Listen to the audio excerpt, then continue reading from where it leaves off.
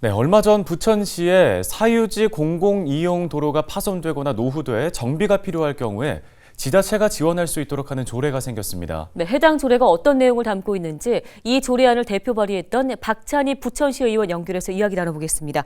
의원님 전화 연결되어 있습니다. 안녕하십니까? 안녕하십니까. 부천시의회 박찬희입니다. 새해 복 많이 받으십시오. 예, 새해 복 많이 받으십시오. 먼저 이 부천시 공공이용도로 지원 조례를 발의하게 된 배경을 설명해 주실까요? 네. 도로는 시에서 관리하는 법정도로와 또 사실상 도로의 기능을 수행하고 있지만 개인에게 관리 책임이 있는 비법정 도로로 구분이 됩니다. 그런데 현재 부천시에는 관리상의 문제가 되고 있는 비법정 도로, 개인이 소유한 사도와 아파트 단지 사이의 보행 통로가 문제가 되고 있습니다. 사유도로는 과거 대규모 필지를 분할하여 도로와 대지로 조성해서 분양한 것으로 도로 부지가 개인 소유로 남아있는 형태고, 보행 통로 같은 경우에는 중상동 신도시를 조성하면서 지구 단위 계획으로 공동 필지 사이에 보행자 전용 도로와 통로를 조성하였습니다.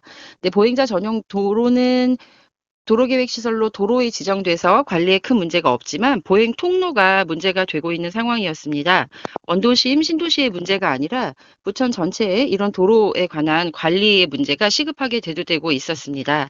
그래서 이런 사유도로나 보행 통로의 기능을 좀 강화하고 시민들께 안전한 보행 환경을 조성하기 위해서 조례를 발의하게 되었습니다.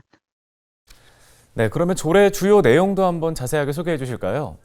네, 부천시 공공이용도로 지원 조례 주요 내용은 시장은 노후되거나 파손된 공공이용도로의 보수가 필요하다고 인정되는 경우 공공이용도로를 유지, 관리할 수 있도록 하였으며, 지원 대상 시설물은 공공이용도로와 부속 시설물에 대한 공사와 보수로 규정하였습니다.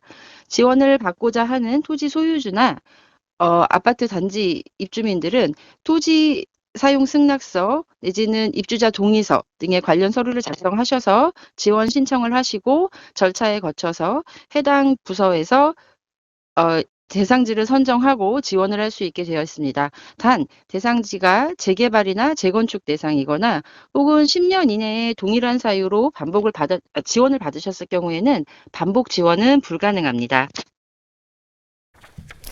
예, 앞으로 그럼 기대해 볼 수 있는 사회적 효과들은 어떤 것들이 있을까요?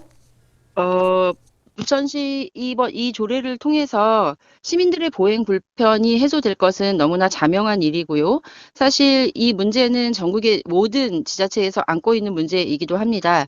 실제로 우리 광역동에서는 특수시책으로 지원하지 못하는 도로에 관한 지원책을 마련하고 있을 만큼 심각한 문제로 방치되고 있습니다.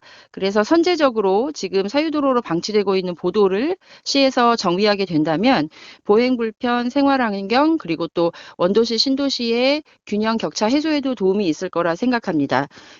적극적으로 의지를 가지고 도로관리과나 광역동 생활안전과에서 사업을 시행하실 거라고 믿고요. 그리고 또 그것이 아파트 단지나 단지 내의 갈등, 혹은 사도나 그 사도를 이용하는 이용자, 불특정 다수의 시민들과의 갈등도 해결할 수 있을 것으로 기대하고 있습니다. 네, 알겠습니다. 말씀 여기까지 듣겠습니다. 부천시의회 박찬희 의원이었습니다.